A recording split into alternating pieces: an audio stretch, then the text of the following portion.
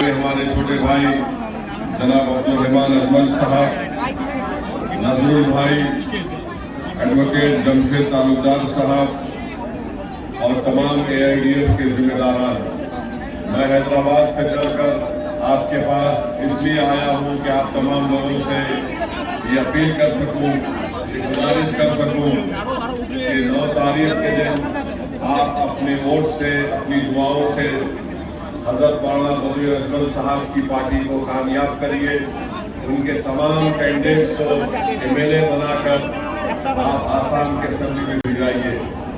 मैं यहाँ पर अपनी पार्टी के वोट, कैंडिडेट्स के वोट के लिए नहीं आया हूँ। मैं आप लोगों से दरख्वास्त करने आया हूँ। मैं आप लोगों की तकलीफ देखकर, सुनकर वो तड़प मुझे यहाँ पर लाई है।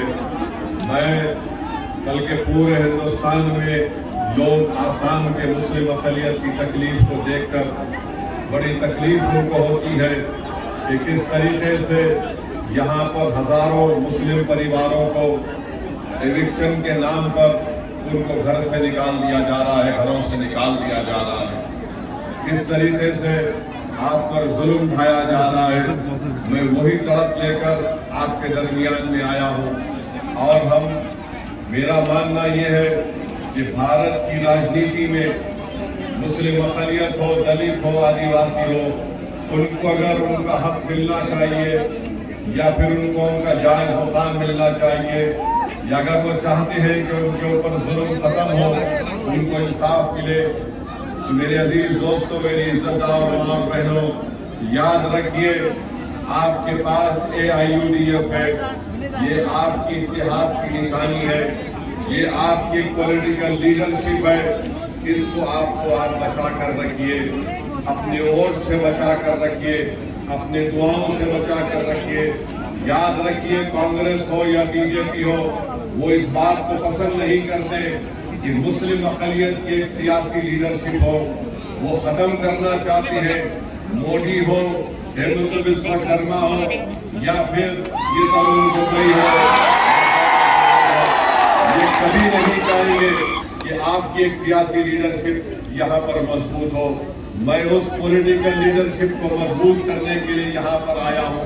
मेरा कोई मकसद नहीं है, मेरा मकसद एक ही है कि आपकी जिंदगी इज्जत से गुजरे, नौजवानों को रोजगार मिले, हमारे बच्चों को स्कूल और कॉलेज मिले, खत्म हो जाए। मैं आपसे अपील कर रहा हूं, याद रखिए, अगर आप नाराजगी को खत्म नहीं करेंगे, नुकसान हम सबका होगा। मेरा आपसे एक सवाल है, अगर कोई माँ अपने बेटे से नाराज हो जाती है तो क्या माँ हमेशा अपने बेटे से नाराज रहती है? माँ अपने बेटे को बुलाकर गले से लगाती है।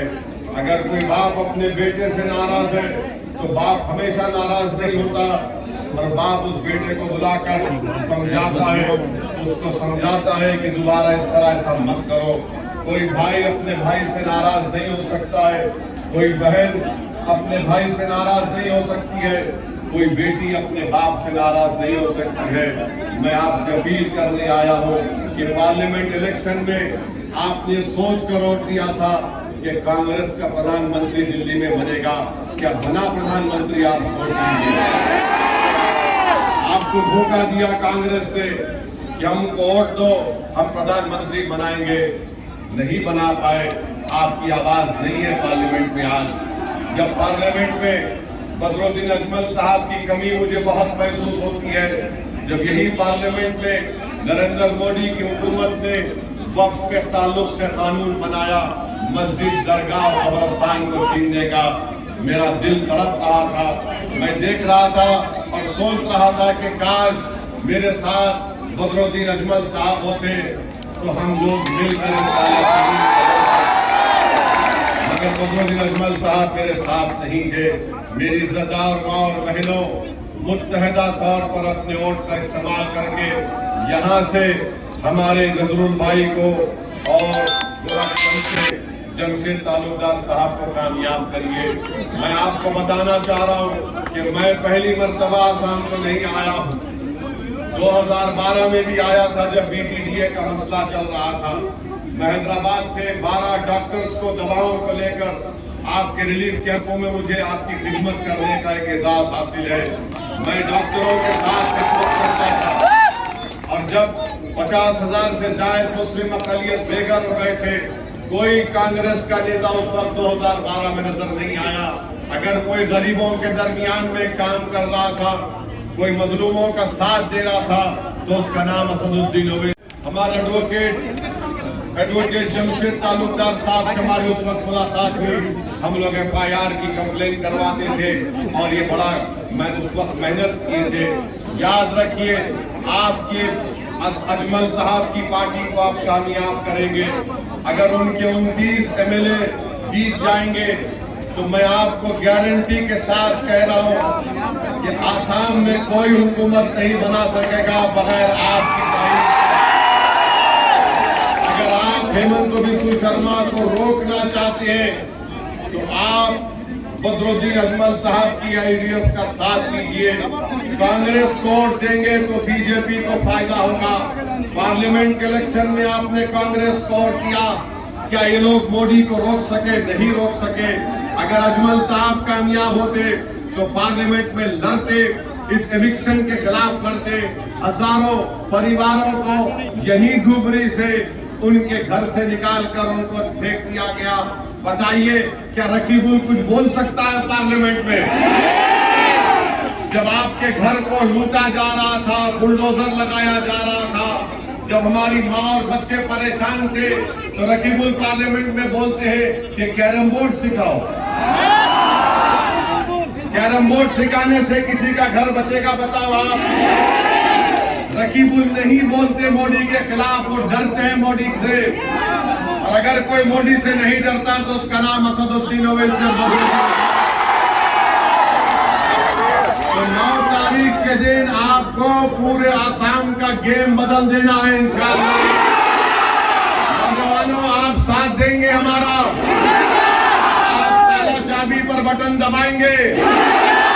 नौजवानों, आपकी जिम्मेदारी है कि आप बुजुर्गों को अपनी माँ बहनों को ले जाकर वोट डालवाइए और यहाँ से हमारे नजरुल भाई को तीसरी मर्तबा उनको यहाँ पर MLA बनाइए, ताकि ये जब आसाम के असेंबली में जाएगा तो तुम्हारी आवाज में बोलेगा, बेखौफ होकर लड़ेगा।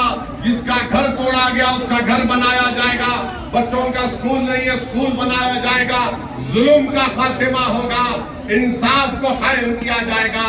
आप अपने वोट का सही इस्तेमाल करिए। ये जो सामने जुबली का फुल बॉडी ब्रिज बन रहा है, ये अजमल साहब ने उसको मंजूर करवाया था। ये कोई BJP या रकीबुल का नहीं है, ये अजमल साहब ने मंजूर करवाया था। ये काम अल्हम्दुलिल्लाह चल रहा है। रिवर पोर्ट अगर बना तो उसमें अजमल साहब ने नुमाइंदगी करके उसको बनाया था। रेलवे ट्रैक की डबलिंग हुई तो अजमल साहब की नुमाइंदगी पर हुआ। हॉस्पिटल बनाया गया तो मौलाना बदरुद्दीन अजमल साहब की नुमाइंदगी पर, उनकी कोशिशों और मेहनतों से बनाया गया। मेरे भाई, मैं आपसे अपील कर रहा हूँ, आपसे उन लोगों को वोट दीजिए जो आपके लिए लड़ते हैं, जो आपकी तकलीफ को अपने सीने में महसूस करते हैं, जो आपके आंख में आंसू हैं, उसको गिरने से पहले आपका हाथ थामने की कोशिश करते हैं। उन लोगों को वोट दो जो हमारे बच्चों के ख्वाब को पूरा करना चाहते हैं।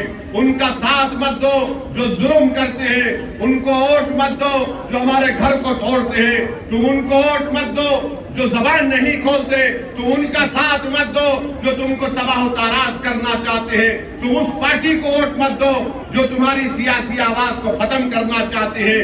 मैं उतनी दूर से अगर आया हूँ तो तुम्हारे सामने भीख मांग रहा हूँ, अपने लिए नहीं, आने वाले इन बच्चों के मुस्तकबिल के लिए, कि खुदारा आप अपना एक वोट 9 तारीख को ताला चाबी पर लगाइए और अपनी पार्टी को मजबूत करिए। अगर अजमल साहब के 29 MLA जीत जाएंगे इंशाअल्लाह ताला, कोई सरकार नहीं बना पाएगा, सबको आना पड़ेगा आपके पास। जो लोग मुस्लिम अक़लियत को मियाँ बोलते हैं, आप अजमल साहब को वोट दो, उसका जवाब एक ही है जो हमको बदनाम कर रहे हैं। उठाकर बांग्लादेश में किसी को भेज देते हैं, किसी को वहां भेज देते हैं, और हम यहाँ पर आसाम के हेमंत बिस्वा शर्मा साहब सीएम से कहना चाहते हैं, आप कितना तोड़ेंगे हड्डी हमारा, बताओ। जीना मुश्किल कर दूंगा, बोलते हैं कि वोट डालना है तो बांग्लादेश जाओ। सुन लो हेमंत बिस्वा शर्मा, हम 150 साल से यहाँ रह रहे हैं और इंशाअल्लाह ताला सुबह क़यामत तक यहीं रहेंगे। हम 150 साल से मस्जिदों में जाकर हय्या अलस सलाह हय्या अलल फलाह की सदाएं दे रहे हैं और सुबह क़यामत तक हम ला इलाहा इल्लल्लाह का नारा लगाते हैं। तुम जान लो, तुम मार सकते हो, मार दो, हम मरने को तैयार हैं, मरने को तैयार नहीं है। हम इस जमीन को छोड़ के नहीं जाएंगे, इस जमीन में पैदा हुए इस जमीन के अंदर ही जाएंगे, जिंदा रहेंगे, सीना तान कर जिएंगे, किसी के आगे नहीं झुकेंगे सिवाय अल्लाह के। हमारा हक है इंशाअल्लाह ताला अजमल साहब की लीडरशिप में, या तो हक तुमको देना पड़ेगा या फिर हम लड़के छीन के अपना हासिल करेंगे।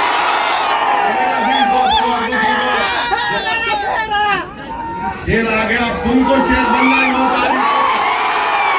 शेर बनेंगे, शेर बनेंगे और अपनी पार्टी को वोट देंगे।